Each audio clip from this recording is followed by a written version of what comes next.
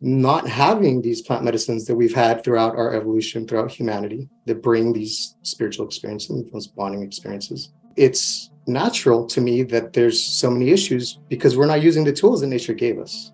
So let's normalize them. Let's bring them into relationships, into marriage counseling, into family therapy.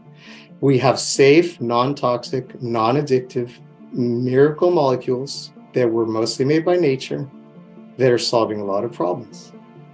Let's lose the fear and let's evolve. We need to evolve, so let's use the tools.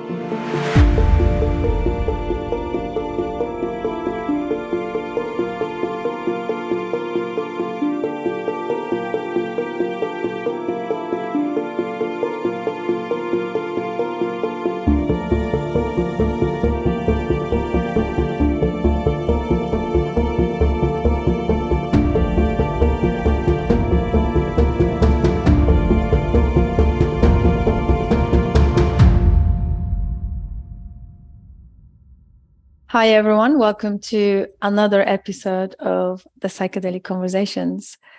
Today, I have a returning guest, Gerardo Urias. He is with us today for the second time, and he was one of our very early guests, the beginning of our podcast. So now here he is with his new adventures and some serious progression in his work and, his journey. So welcome, Gerardo, so good to have you. Thank you so much. It's been a while since our first podcast, almost 2 years, it seems like. Yes, it was about just as we launched the podcast. You're one of our very early guests. So this is exciting because so much has happened since then.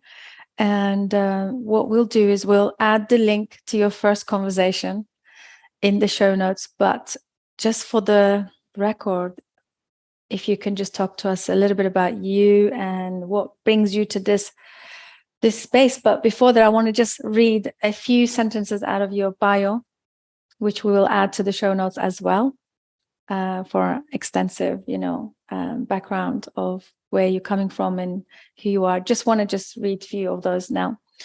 So you are author, Breathwork Facilitator, public speaker, personal coach, psychedelic facilitator, and an avid lifelong traveler and adventurer, spending your life since you turned 19, which is incredible. A lot of adventures to be talked about. And your book, Taking Back My Mind, which this was the initial connection that we had exactly when I saw this book online in my feed, continually coming up. I was interested, and that's how we got to have our first conversation.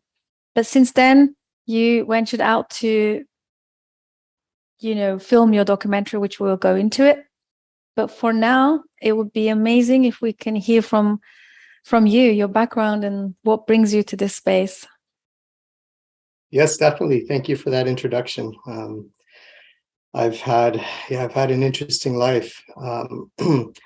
Started quite a while ago, my young adulthood, and it did literally start when I was 19. Right after high school, some life happened, and I ended up moving to Europe at 19 years old, and I ended up falling in love with it. That's what started my initial relationship with psychedelics. We would go up to Amsterdam a lot, and mushrooms were legal back then.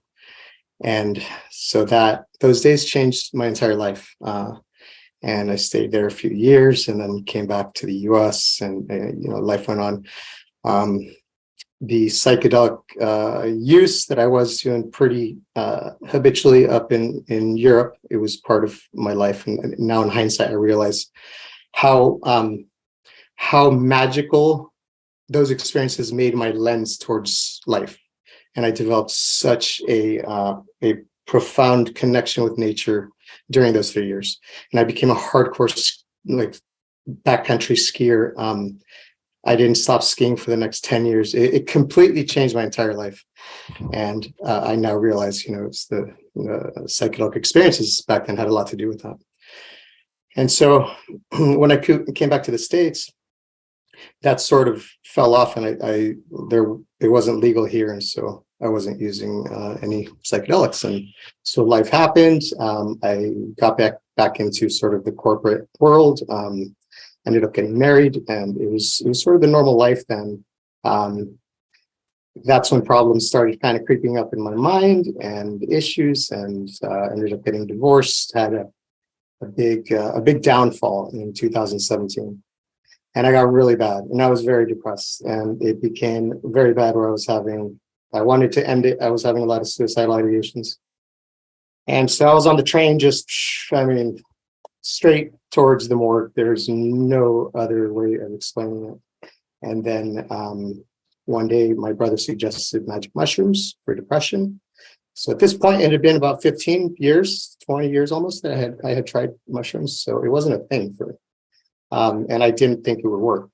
So that brings us to about 4 or 5 years ago, in 2017, December 22nd. That's what my book's about.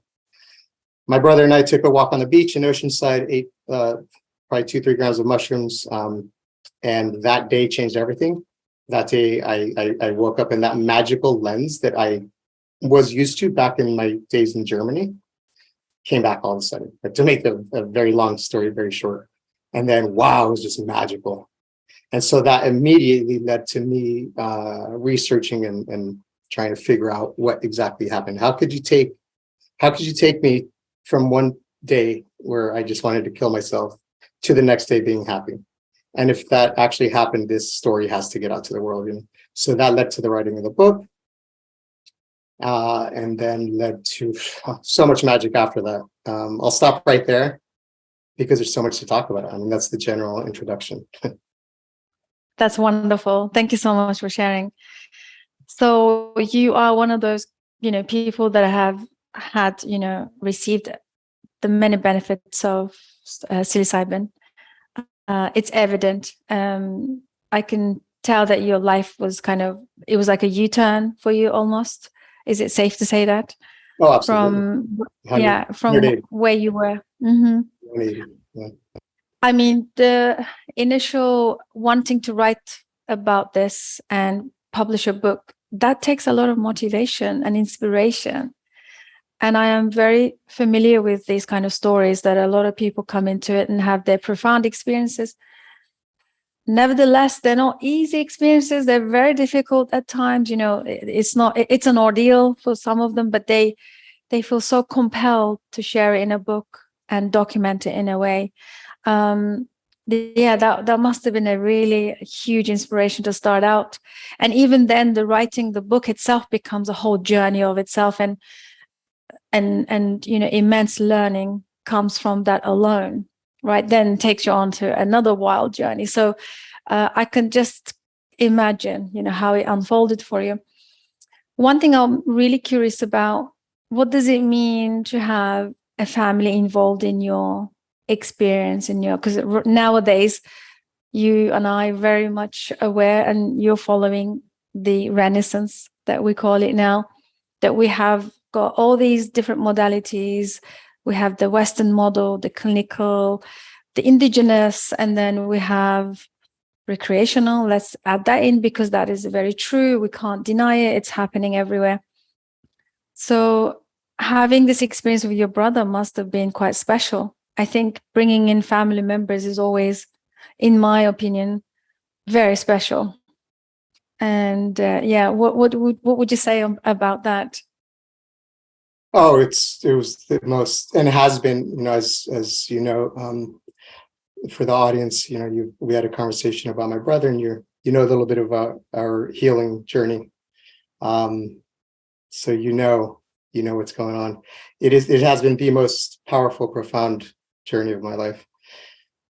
I've been reflecting a lot about everything that's happened over the last 6 months, which is just icing on the cake, and on top of the last 5 years, but just the last 6 months of my life have been by far the most powerful of my entire life. I mean, it keeps climbing, so I can't say that because the next 6 months are going to be even more powerful. I know that, but it's just so incredibly powerful to be able to. That was the sum total of all of my work. Was that moment to be able to bring my brother, for the audience, this is the brother who saved my life. on December 22nd, 2017 with the mushrooms. Leo saved my life. And over the last 4 years, he's fallen into some health issues. He's been suffering with severe insomnia and a lot of issues that are very debilitating, really. He kind of hid out for 2 years. It's been very bad. It's a very serious situation. And I've been wanting and trying to help him. I have known to my core that this is the path, that this is the healing that he needs. I've known that. You bring up family, and it's a very real, very present topic with me. This is probably the issue and the message that I would like to spread and for people to gain from this podcast is that families can do magical things. They unite and follow health, follow nature. So it's a very present topic for me. It's taken 4 years. Finally, I got him to the mountains, to the person that I feel can heal him. I witnessed the healing begin. That was a few months ago, right after our retreat, so it's perfect timing. And his healing has continued. I mean, he calls those 2 weeks that he spent with me up there, he calls that, it was CPR for his soul. I saw his lights turn on just like they turned on with me. Much more subtle, his situation is different. It wasn't overnight like with me. My situation doesn't happen that often, where it's just like that, and then all of a sudden, whoa, I have a book out. What happened with me is insane. But his lights turned on, and they've been slowly coming on. And you may have read he may have sent you a message. He sent me a message today that today was his second microdose day, and he feels alive and he feels the best he's felt in 4 years. He literally said he hasn't had one day where he's felt like getting up for the day. And I remember that feeling very well. That's right. That was the 10 months I was suffering. And he, for some reason, the universe has flipped this around. Now he's suffering and I get to save him. And today, he said today's the first day he felt great, and he walked 6 miles out and about in the sun, and he's healing. So it's the most powerful thing that's ever happened to me. That's so profound. One of my favorite topics is to talk about how can we make psychedelic medicines a family affair? How can we bring in the families? Because, in the West, we talk about Western model. There are lots of components to that. There's the clinical, the mental health, as you can imagine. And there are lots of people isolated. And sometimes they are, it's been so difficult for the parents or the family members or the siblings of the person who's probably having the mental health or any of these disorders, right? And somehow they just feel like a burden, and they try to seek help alone, reach out to people that they know. They find it very difficult to open up to their own family. Somehow there's elephant in the room for a lot of families when there are issues, connection issues, there's dissociation, there's lots of, dynamics that are happening in our intimate families. And this is so profound. And one of my, hopes, and hopefully with education and with the right context, we can make the psychedelic medicine use or practice a family affair, where before we can seek out to help others, because lots of us who embarked on this journey, like yourself, like I've been doing that. So we tend to find the path and then tend to help others, try and reach as much as far as beyond we can, to just kind of open the same path to other people. But somehow the tricky thing is doing this for the family members is so hard, because there is an attachment dynamics are going on. There is lots of different dynamics, energetical dynamics are going on. And I find it's very difficult for families to come together and embark on a medicine journey together. And I think that would be the most incredible thing, to be experiencing it with your family members. That's why it kind of moves me, your story, when you say that, it was your brother that you experienced the first time. And then, because there was a trust, there was already a connection, there was already something there. And I believe one of the reasons these experiences can be so profound is because the trust of another person and the container and the setting, right? So imagine if we can bring some of these elements into our own families and make this a family affair. What are your thoughts? Do you think it's possible? Oh, absolutely. Absolutely. I mean, that is essentially 100% of what I'm striving for. I mean, I'm literally here in San Diego, setting up a retreat center so that I could provide a space for, of course, individuals, but I want to focus heavily on relationships of all kinds, interpersonal relationships, marriages, relationship counseling with psychedelics. Family is huge. I just recently did a workshop for a family, introduced them for the first time ever to psilocybin through one of my microdose workshops. And they absolutely loved it. The bonding that occurred there and the love that was in that room for 5 hours was so magical. And the bond created is so strong, you know, just from an experience. I've held ceremony for couples, and I see the magic reignite at the DMT retreat that my friend, business partner, and I went to film our 5-MeO DMT experience. That's a documentary we can talk about later. That experience was, I could talk for hours about that. That there was one person there who his marriage was on the rocks. It was very serious at that point. I mean, and before his experience, I remember talking to him and connecting with him where I was in my marriage, and you know, sort of talking to him about it. And I was kind of telling him, like, yeah, I think it's maybe you need to reach acceptance, you know, because I mean, it didn't work for me, and it sounds similar to issues in my marriage, and maybe it's time for acceptance. Well, to make a long story short, they both, he that day smoked 5-MeO DMT. Eventually, a few months down the road, he got her to try mushrooms and then 5-MeO, and now their marriage is the best it's ever been. And this has happened in less than 1 year. So I've seen these things happen, these stories. I watched them over and over and over.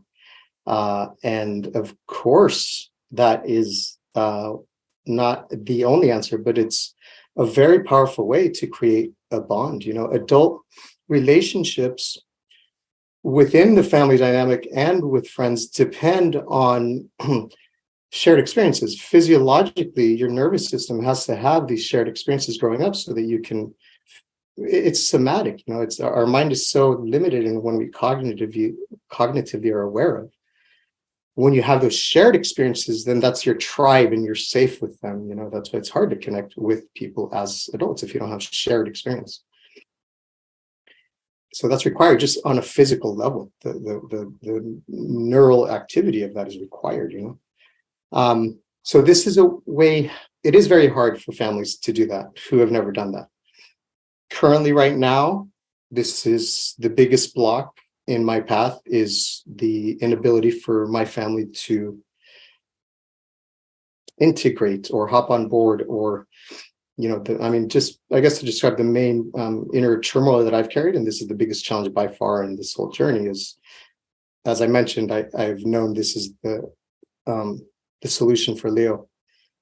This is what can heal him. How he feels today, I've wanted this for 4 years, but because family dynamics, just haven't been able to do it. Okay, finally now it's happened, but he suffered immensely for 4 years, and I've known and carried that suffering with me, knowing that this is not necessary, you know.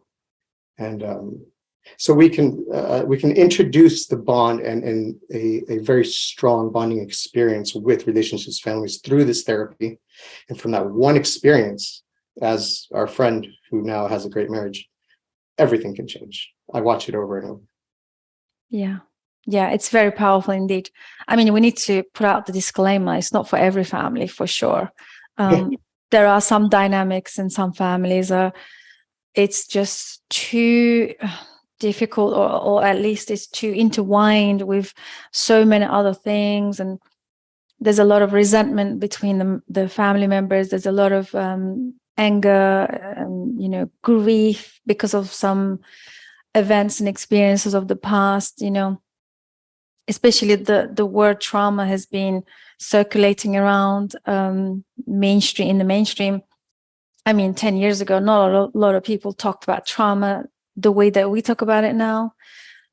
It's obvious, you know, there are early traumas that has happened to people, which they carry a lot of the association, the emotions that are connected to those kind of experiences and the memories. So therefore, I understand it's not going to be easy. It's not going to be a walk in the park to bring some family members into this experience. However, I think with openness and with acceptance and compassion, we can bring some of these experiences in our family. I mean, I meet so many people, they can't talk to their families or parents about their psychedelic explorations just because of the stigma. Of course, there is a whole nother topic of the stigma we're carrying from the psychedelic revolution times. The 50s have been quite, traumatic for a lot of people, disorienting, and a lot of misleading information out there has been really kind of ingrained in people's minds. I mean, one of the biggest challenges that I experienced, Gerardo, in my work is that the education piece. Once people are ingrained in that level of stigma and negativity, it's hard to let go of that. And on top of that, the families are not easy. So to do a peaceful family dynamic, it's really difficult and challenging on top of that. So this brings us to many obstacles in this path, but having no expectations, but just somehow finding the courage to share some of our experiences with the family members. I mean, one of my hopes, for example, when MDMA gets legalized, is to have a family MDMA session with everyone. Because, as a medicine, MDMA, it's now on the last sort of tail end of the, legalization in the therapeutic model. And soon we're going to see it happening everywhere. And for me, I know they've done the trials and the research through the clinical and medical model individually, helping people heal from their trauma, depression, and other things. But for me, this medicine should be taken, not in those kind of settings, but as a family or within, among the friends, or like you said earlier, partners, spouses, so that, they can finally have that coherent connection and authentic conversations to, help with their own problems and issues, to deal with them. So this is where I am at, the way I see it. But like you said, especially the couples are now, lots of people's relationships are on the rocks. You can imagine. I have a friend, she's a lawyer, and she said since the pandemic, her phone hasn't stopped ringing. Everyone's divorcing, everyone's separating. This is insane. She goes, this is the silent pandemic, really. I think for many, for these reasons, I always think maybe psychedelic medicines are here to rescue, here to become an ally, to maybe help us resolve some of those issues. I'm sure you have these conversations in your circles as well. Oh, all the time. You don't know how many times over the last 6 months, especially, we just stop and we say, we should be recording this. This should be a podcast, just every conversation. But I want to add to that the way I view all of that is that it is absolutely true and evident that there are relationship issues out there. In the United States, the divorce rate is about 50%. If you get married, you toss a coin and it's 50-50, you'll make it or not. So that's a present reality. Within families, we all know that families are difficult, and there's no perfect family. All families have issues, and I see that as it is the product of us running on our default mode. That's the way we're wired. We're wired to be vigilant. What is occurring is the only reality there is. There's a present reality, and there's a lot of relationship issues. So there's a reason for it. And I believe the exemption and not having these plant medicines that we've had throughout our evolution, throughout humanity, that bring these spiritual experiences, those bonding experiences. It's natural to me that there's so many issues because we're not using the tools that nature gave us. So what I'm trying to do as well is to make it apparent that it doesn't need to be normal, that we can actually have like 80-90% marriage success rate in the United States. Because I guarantee, and I imagine you agree with me, if every marriage started had an MDMA wedding and had monthly MDMA therapy counseling sessions or team building sessions within any relationship, that's going to be a great marriage. You know, it's the tool, it's that powerful tool. So let's normalize them. Let's bring them into relationships, into marriage counseling, into family therapy. And that default that we're so used to, you know, this is how we can change societies. It's stopping and thinking, wait a minute, why is this normal? Why is this accepted? Why is it accepted that it's a flip of a coin for a marriage? I went through it. Most of my family's divorced. A lot of my friends are divorced. We know it's true. We have safe, non-toxic, non-addictive miracle molecules that were mostly made by nature that are solving a lot of problems. Let's lose the fear and let's evolve. We need to evolve, you know. Let's start fixing marriages, but we need the tools. So let's use the tools. Yes, I love the idea of having these tools. Some of these indigenous, facilitators who uses indigenous models, they speak to me and they say, it's because we've been disconnected from the nature. Whether it's a psychotropic or non-psychotropic, there are many medicines out there that keep us connected. And this whole dissociation in the Western living, the society, and the perpetuation of becoming an individual, like a competitive individual, this is so against the nature. So I hear these conversations all the time. So can we bring some of these tools and make it ours? Okay, maybe we can't always travel to Mexico or South America or somewhere else. Maybe we can't sit in ceremonies and Native American traditions, but maybe we can create our own models, our own tools to stay connected, just like you said.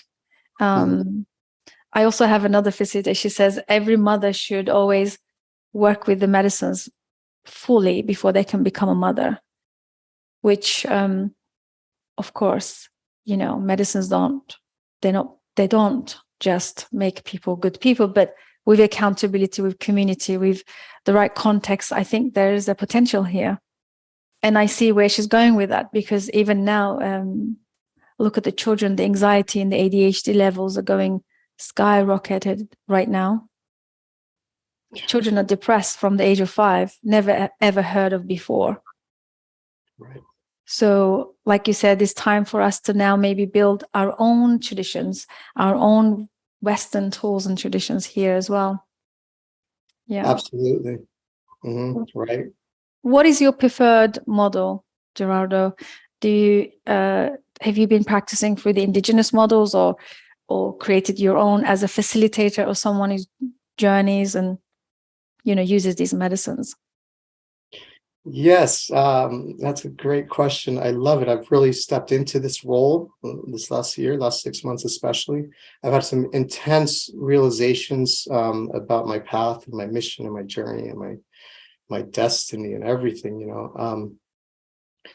and while the mushrooms sort of reignited this path for me, it's brought all of my exploration of health and knowledge of health, which since the day that my life was saved in 2017, it was very research-based, and I was a very scientific person, which I still am, but my upbringing was science. We weren't, there was a religion in the house, but I was not, it pushed me away. So we went towards science.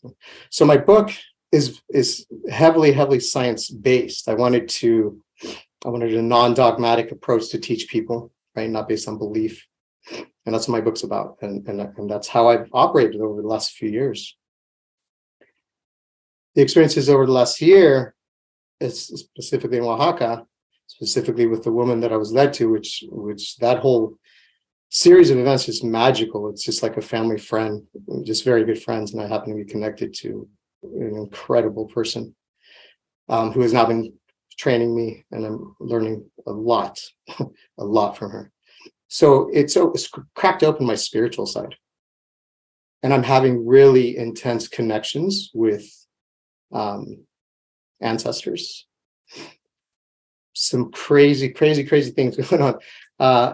so that portal has been really cracked open, and I've been incorporating that into my ceremonies and how I help people, which I absolutely love, because now I feel exactly where my entire life has been going, which is a very analytical, scientific mind and brain, because I feel we do need to approach it that way. But there's an energetic level and a whole spiritual side that is part of this as well. And that doesn't work through words. It doesn't work through, checklists. It doesn't work through the analytical brain. It works through intuition, feeling, emotion, embodied cognition, channeling, moving energy. And it's extremely powerful. So I've mixed both together. Like, for example, my ceremonies are kind of a mix of both. I come into it extremely in the shamanic sense, with energy and everything I'm learning, have learned and am learning, for the energetic level, to wrap the container into a vortex of absolute energetic positive healing. And then we go into the ceremony, do that thing. But then I for the bulk of it, I do the Western therapeutic model, laying down to a playlist or 5 people with sound bowls for sound, laying down blindfolded along to some sort of a playlist or sound through the bulk of it. And then I use the IFS model, internal family systems model. Of course, there's a lot of preparation education before this, so you go into knowing that model a bit, so you can navigate into your mind and through your parts, get to know your parts. So then it turns into a therapy session. And then I do the Western model through the integration as well, and finish it with the shamanic though. So it's really both, so if that answers your question. Yes, I love it. Bringing anything, any model or tool that resonates with you, of course, because you're going to bring that in the best possible way when you do that. When you connect, I think when the facilitator, for me, is the mediator of how the experience kind of results, how people receive the medicine. And for me, facilitator is a key person.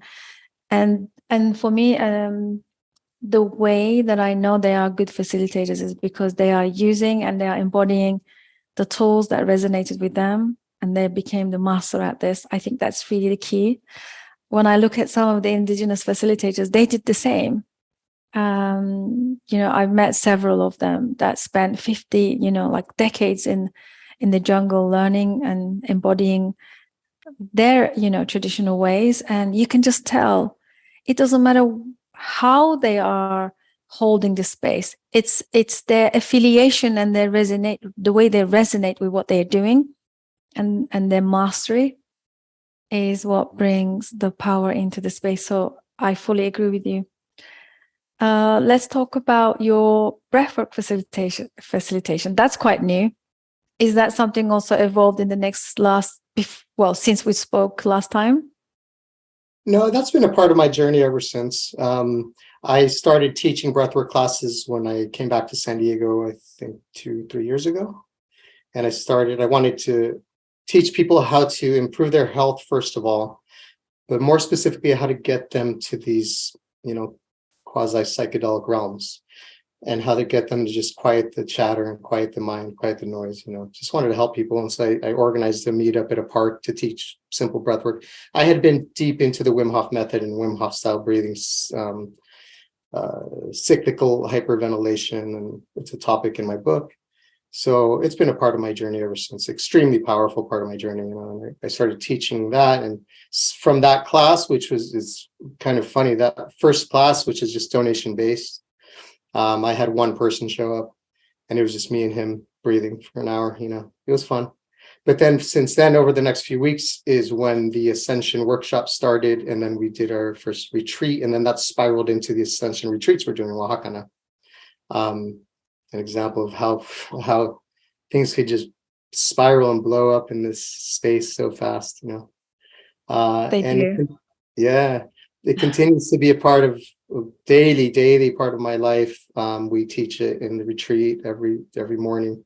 It's an integral part of my life, and I feel one of those tools that can really 10x your health and improve any situation, because it will, the activity that occurs in your body is so powerful. A shift is always going to happen. nobody has come to any of my classes and not walked away with some sort of a positive shift. It's just not possible to breathe that much and do, So it's a big part of my life, and I do workshops here. We're starting this retreat now, and at a park in San Diego, and I teach it whenever I can. Yeah, that's wonderful. So will you have a base in Oaxaca? Is it Oaxaca? Oaxaca, yes. Yeah. Yes, it's in the mountains of Oaxaca, on a beautiful organic farm. There's no buildings, no city, no light pollution. Milky Way's just right above you at night. It's so magical. I mean, that time period was the most powerful of my life. That was right before my brother Leo came up for his healing. So I mean, I experienced those 3 months leading up to the retreat. All of it was just so powerful, so powerful, and it turned out wonderful. All the participants really had powerful experiences, a lot of growth, a lot of personal development, personal growth. And we're so excited doing it again in August. That's wonderful. And congratulations for bringing all of this to people to help them. So Gerardo, what about your experience with Joel and with the 5-MeO? Because I saw you're documenting the experiences, and they're my favorite people on earth when it comes to the 5-MeO facilitation. They've been on the podcast several times as well. What it's like to meet them in person and actually, experience their medicine in their space. Oh, it was powerful. It was so powerful. We had such a great time. Yeah, Joel and Victoria and their family, and his mom was there, and it was another magical time. Another powerful time, because I've never shot a documentary before, and so I just started putting it together. And leading up to that, and that week, it was really stressful. Everything fell apart the week before. I lost the videographer that I was going to use, and everything fell apart. It was really incredibly stressful, and then everything fell back together just perfectly, as it always does, And we ended up, because we lost the first videographer, ended up connecting magically through the magical connections that you make on this path, with a very, very qualified camera crew in Mexico City that came down. So we got a better situation out of that, everything that failed leading up to. I mean, so when this is so interesting you say that. I talk about resistance a lot. You probably know about the concept of resistance, Stephen Pressfield. And he says, the resistance is directly proportional to the level of impact this thing has or potentially carries this impact, right? So every time since then, obviously, I'm a big fan of his work. And for our listeners, if you're interested, the book called The War of Art, not The Art of War, that's Latuzu, but this one is The War of Art from Stephen Pressfield. I can vouch for this book. I recommend it to everybody, and especially for those in the facilitation or leadership or community building, spaces. I always recommend. And for me, when I realized about this resistance concept is a real thing, from then on, I always, if I'm embarking on something potentially impactful, I'm already expecting a lot of resistance. So I kind of measure the resistance level depending on how impactful this thing I'm going to be embarking on or making a decision for. And like you said, filming, documenting something like this is huge. Therefore, expect that level of resistance, right? And then at the time, it doesn't feel good. At the time, you probably think, that's it, I'm going to throw the towel in, this is not happening. And then you push through and you follow through. And guess what? Something even greater comes along. But, yes, this has been my journey as well. I'm sure you resonate. Oh, absolutely. And so that's interesting, because it's my journey as well. It's all of my very close spiritual tribe. It's their journey as well. It's everybody that I know. When you're really tapped in, when you understand just, the idea of flow and just flowing with the universe, and it's a skill. It's a skill. And when you master it, it's unbelievable. Yes, the last 4 years, that's what keeps happening over and over and over. I mean, really, over probably 6 or 7 times, they were so significant. I've written them down, and I'm started writing my second book. So I have a second book that's going to be a continuation from where Taking Back My Mind left off. And it's going to cover the present, from there to the present day, kind of the bigger picture of the journey too. It's going to be more based on DMT because of the documentary and the DMT experience. And it's going to be more soul-based and more of my spiritual journey of all of this. And so, these stories keep happening over and over. And to sum it up best, it feels like what Terence McKenna said, that when you jump into it's like you jumping into the abyss and then figuring out when you land that it's a bed of feathers. Over and over and over. And every time I've had to, and the universe pushes you, it'll just keep putting obstacles and push you until the point of surrender. And I will just say, literally, I'll have a little surrender ceremony. Sometimes I will eat, a mushroom or two, but I will just say, okay, universe, I'm not in control. I surrender. You take the show. You're in the lead. I'm just here for the ride. And every time, immediately, the next day, something leads to this, that. I love that. I love that surrender ceremony. I think we should all adopt this. Oh, yeah. It's a real ritual. And I know what that is. Obviously, I have my own resistance surrender ritual. I think we all have. If you're going to, one of the things that I love, Gerardo, is one of my quotes anyway, like favorite. I keep circulating this because it's so powerful to me. And it says, your highest calling is your deepest work. Your highest calling is your deepest work. And this has been proven again and again. And every time, I think that's one of the reasons a lot of people are scared to take the leap, because this is hard. At the beginning of our conversation, that's why I acknowledged it again and again. For you to write a book, that level of inspiration, even writing this book and publishing it out there, putting it out in the world, is putting all of yourself out in the world. Do you know how vulnerable journey that is? That's why I have so much respect for people who can document their own vulnerable journeys out there, the growth and their life experiences. Because it's easier to be a manager for a corporate company or work for someone because it's not your vision, it's not your thing. So you can always come home and forget the whole thing, maybe. But as soon as you bring something into the world and put yourself out there, my goodness, the resistance levels, you can just imagine, it's like catastrophic levels of resistance again and again. And every time, you take one step further, and then sometimes you fall back harder, and then you have to go again and do this again. And this is with everything. So for our listeners, not to scare them or anything, but this is how it is. And I think people who push through the resistance are the ones that are actually creating the life intentionally. That seems to be the algorithm or something. Like the universe has this algorithm, right? Yes, it feels like an algorithm. Definitely. For me, my follow of stoic philosophy helps me with all that, with pushing and just keep going no matter what. It's the Stoics were very good about being very tough, and it's very tough, and it is a lot of obstacles. I mean, it's no exaggeration.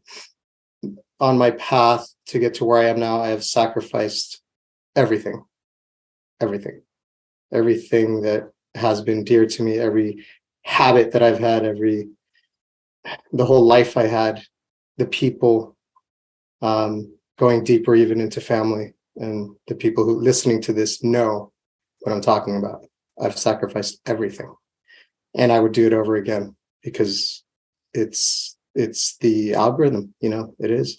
And I mean, for me, I feel so certain about this now, because as I mentioned before, I've been having connection with ancestors and some pretty interesting experiences directly with my father. However, those 2 years that I wrote the book, and to your point, yes, it's extremely difficult to write a book. I mean, I honestly don't know how I did it. It seems now in hindsight as though there was, I channeled it. I've heard other people say this as well. I know some few people who have written books that were sparked through psychedelic experience of some sort. And they say that something channeled through them and they wrote a book, or they did this, or they started singing. And it absolutely feels to me like that book was channeled through me. There's no way I could, I mean, I'm writing another book now and it's extremely difficult. I don't know if I could have write this book now, because that I guess I'm channeling different things, but it seems like that was absolutely channeled and required a superhuman consciousness for 2 years to get it done, in which I sacrificed everything. Yeah, absolutely. I believe you, because, I cannot imagine bringing something into the world over, I don't know, months, weeks. You have to commit. It's a massive commitment. It's huge. And also, for me, it develops character, strength, resilience, capacity.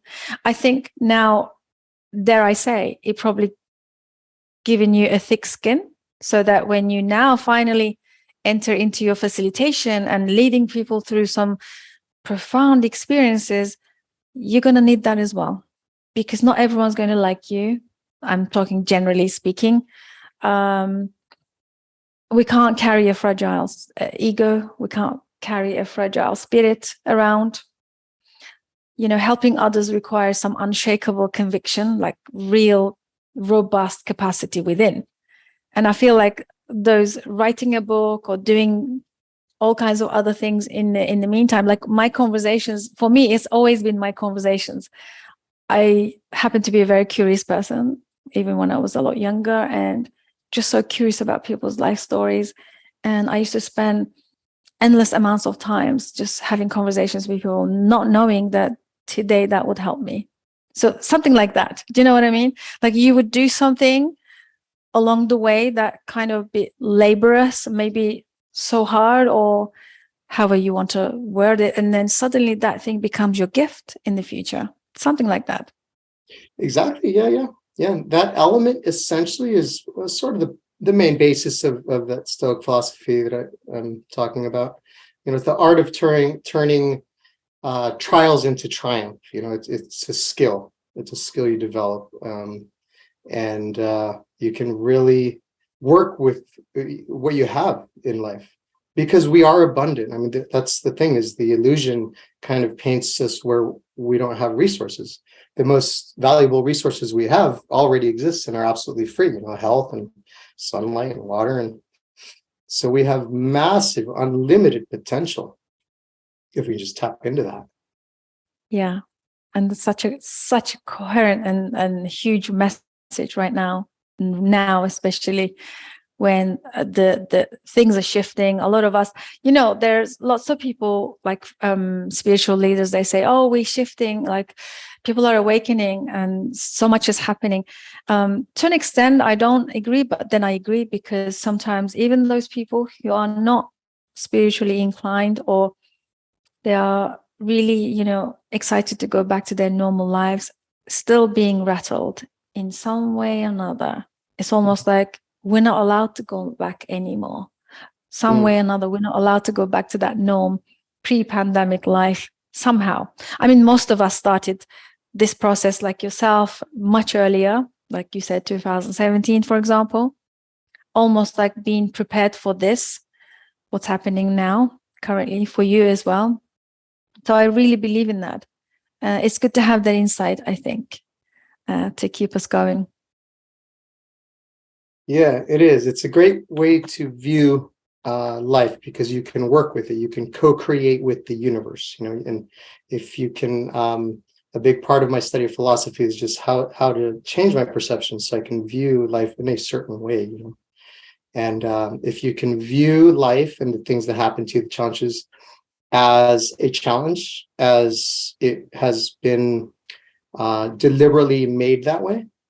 And so for me, since I was an athlete growing up, I view life as a sport, try and do that. And then everything is training. So life is training to me, but I adopted that from Epictetus, who actually it's a quote I put in my book here. Let me read it really quick. on how Epictetus views challenges. Where is it at? He pretty much, I'll just paraphrase, but he says, if you can view challenges as an opponent, back then the Stoics were wrestlers, the Greeks, they wrestled a lot, and they made a lot of analogies like that. And so if you can view challenges as that wrestling opponent, and you don't view your opponent like with a suspicious eye, or he's trying to plot against you, there's no evil, there's no dark energy, or that's the sport. That's what it is. You don't take it personal. So just view a challenge as that opponent and just use that and wrestle with it, and you get stronger. And you just do that with all of life, And so if you can see your challenges as an opponent, then you're playing in the Olympics, and then you can co-create with the universe. That changes everything, and your relationship with how you see the challenges, right? Right. It makes it a game. So, yeah. Not taking it personal. I think this is where most of us humans, being just so human with so much emotions, I think we fail at that, because we take everything personal attack or personal rejection or something, criticism, something. We bear so much vulnerability, almost like, afraid to just step out just because of these things. Yeah. So I have a few questions for you, Gerardo. What makes one, resilient in the face of like such work, the work that you are undertaking? It shouldn't be taken lightly. And what kind of a human is required in this role? Because now you've been, sitting in different ceremonies and also meeting some indigenous people doing this work. What does it take for one to be a facilitator or hold such spaces for transformation? This is perfect timing. It circles me back around that it's been creeping up, and I've been meaning to say it, but I keep forgetting that coming full circle into this whole path. My father was extremely, extremely healthy, and he figured out very young, after he had a big accident where he was driving a concrete truck. His life is in my book, by the way. It's a chapter because his life is so incredible. He had evaded death so many times in his life, and so this concrete truck fell over a ravine and rolled hundreds of meters to the bottom. It was like a scene out of a movie where he should absolutely be dead, and he broke his back and had a lot of internal organ damage.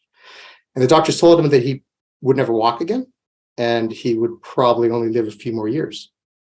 This was when he was young, way before I was born. He ended up telling them, no, I don't believe you. And he turned to nature. And that was the last doctors he ever saw. Turned to nature, healed himself, healed his organs, eventually started running half marathons barefoot. He never wore shoes. He was a Tarahumara. Our lineage is Tarahumara, who are known for their long distance running. They're some of the best long distance runners in the world. I was a long distance runner. I was the best cross country runner in my school, as well as my brother and my sister. It's in our blood, it's in our blood.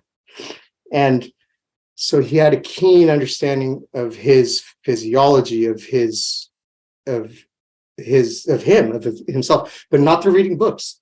He was busy raising us, not through. It was all through intuition, everything he did. And funny enough, on my journey, as I've studied him and go back to see what he was doing the same things I'm doing now. He was doing ice baths. He came across this book about thermoregulation in Mexico that sparked his whole journey with health. So he started doing a lot of ice baths. He started doing breath work. This was way before even Wim Hof. I'm not sure how old he was when he started breath work, but it was 40, 50 years ago at least. So he carried that forward, and that's how he kept himself healthy with all of these practices. Sun was huge. He was the biggest sun worshiper. He just knew intuitively that the sun made him feel good, and all these things. So they're the same practices that I'm doing now that I have studied and realized through science and through reading. Okay, these are very powerful. I'm going to do them. And he figured this out, 60 years ago. So there's been a real fusing of understanding that I carry that knowledge, that innate knowledge that he had. I can feel it in my bones. I can feel him in me sometimes. And it's given me the absolute confidence, because of the knowledge that I've cognitively learned and I've done myself. What I've carried forward from him is such gold and so powerful. And it is so part of me. I've always been also a nature person. I was just like him in so many ways. I was just too young to realize it. And growing up, we all thought he was crazy going in the ice and all these things, just like Wim Hof's family probably thought when he first started, But he kept going and he never stopped, and he would just laugh at us laughing him, and he knew we were the ones that were wrong, and he was always joyful and just did his thing. So it's just in me. He was a healer. He was an absolute healer. He just didn't have the opportunity to heal others because he was busy raising us and healing himself, because he had some things happen to him. But he was an absolute healer. And I know that I'm waking up that healer in me. And I am healing people. I am. It's very natural.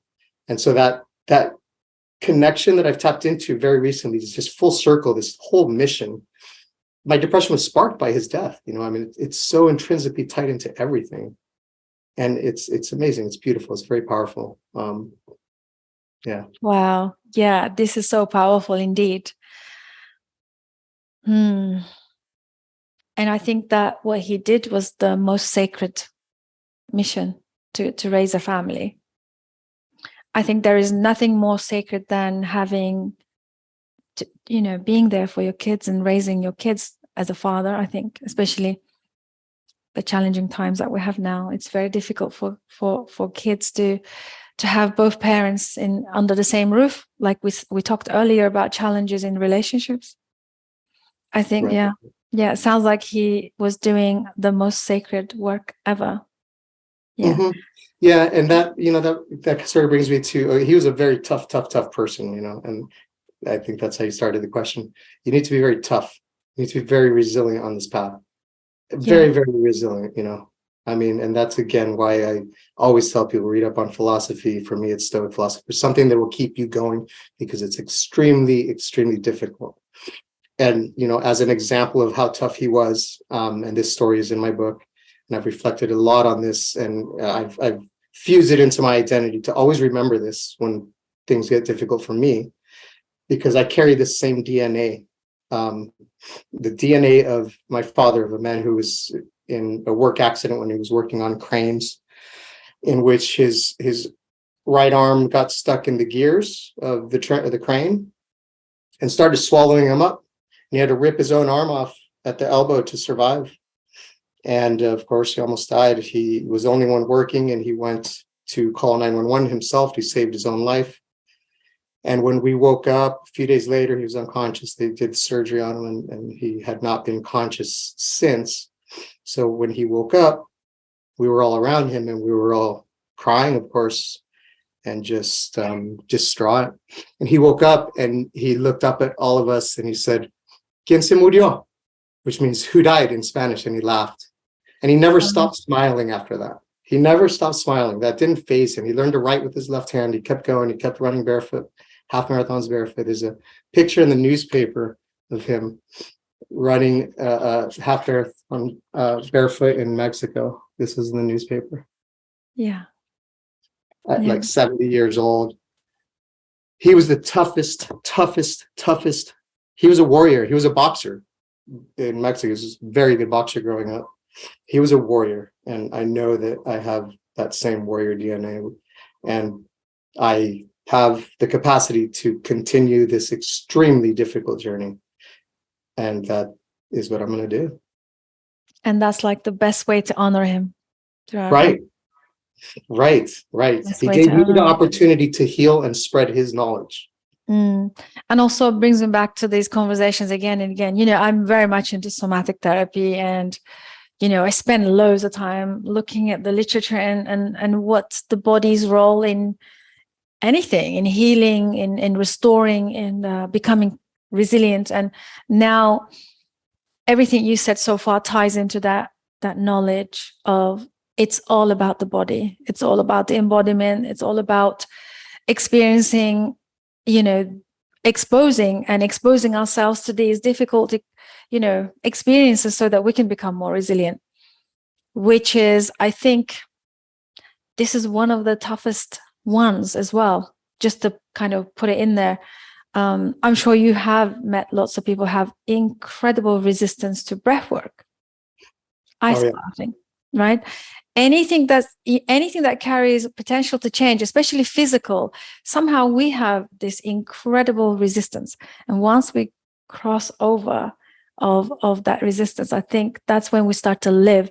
I feel like living a really coherent or aligned life, it begins with the body, begins in embodying, and finally, being in the body, because that's the thing. For me, it's taken me so long to get here, to understand and become more conscious of that. Because it's easier to live in the mind. It's easier to be disconnected, dissociated, because you don't have to deal with it. And then the toughest thing is to bring all of this home, which is the body.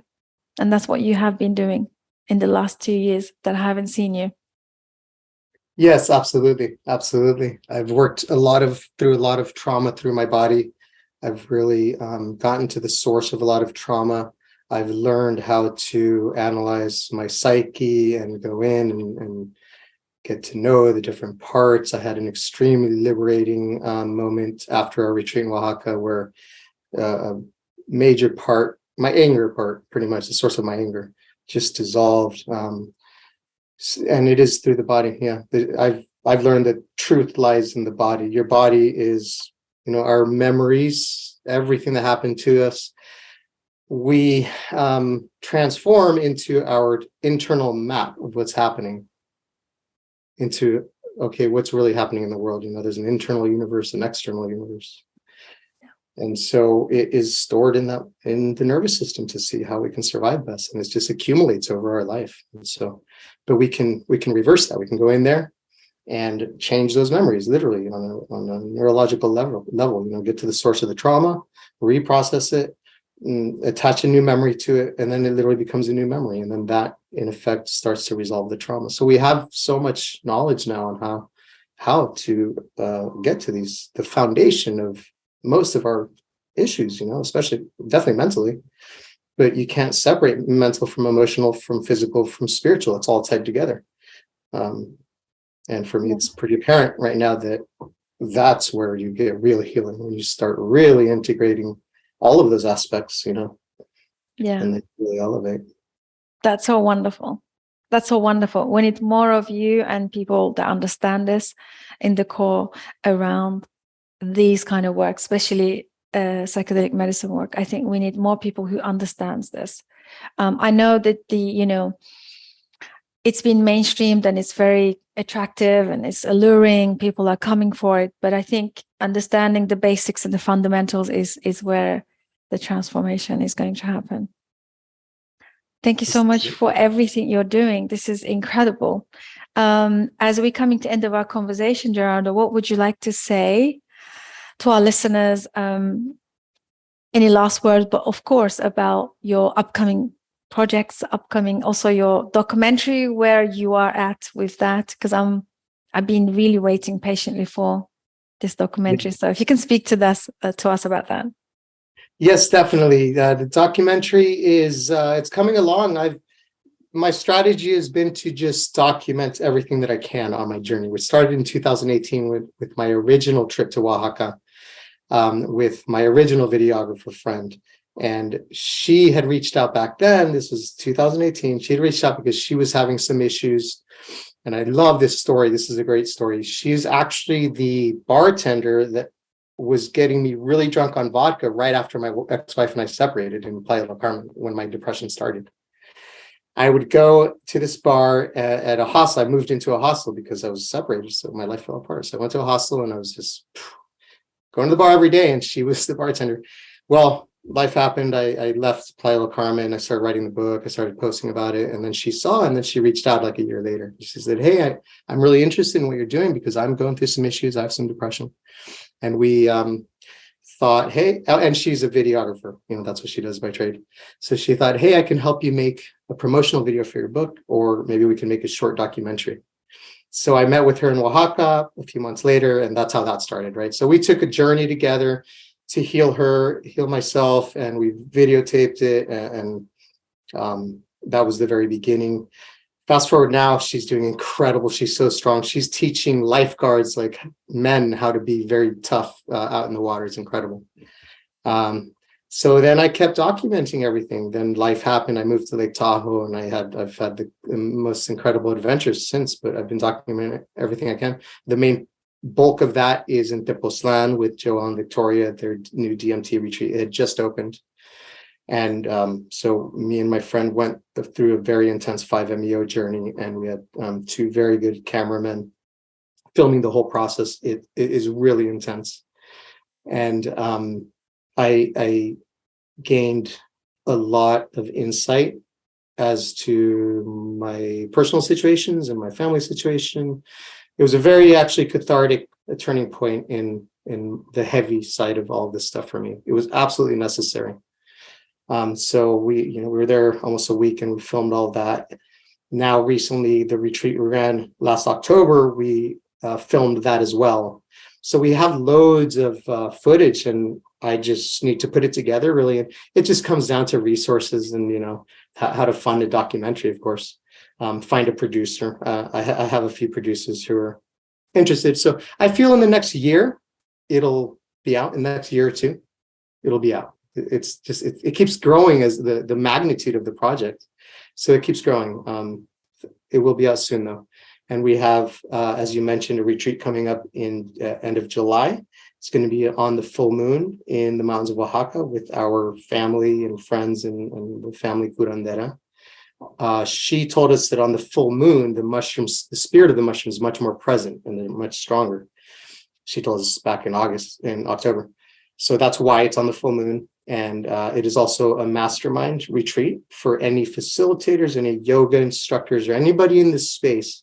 My goal is to put the biggest movers and shakers, the most powerful people I know, who want to really contribute somehow to make positive world change, and put us all in the mountains here with this powerful woman for a week, and an explosion of positive world change is bound to happen. So that's my goal with this retreat. That's absolutely amazing. Thank you so much for sharing. And one last thing, where can they find you? I'm sure we'll have all your links. And if people wanted to reach out to you, what would be the best way to reach to you?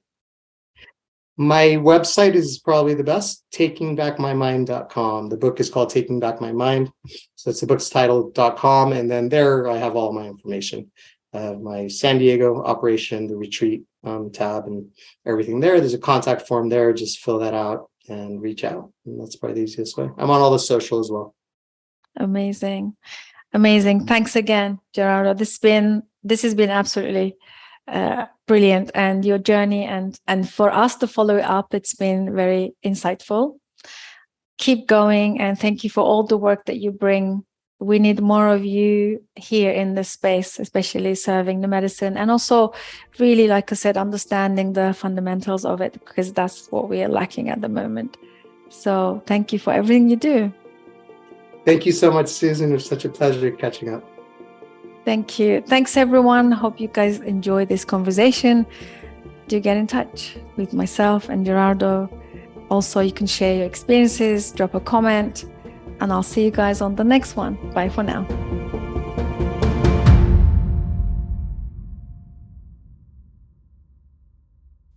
Thank you so much for joining us. Psychedelic Conversations podcast is designed to educate, inform, and expand awareness. For more information, please head over to psychedelicconversations.com.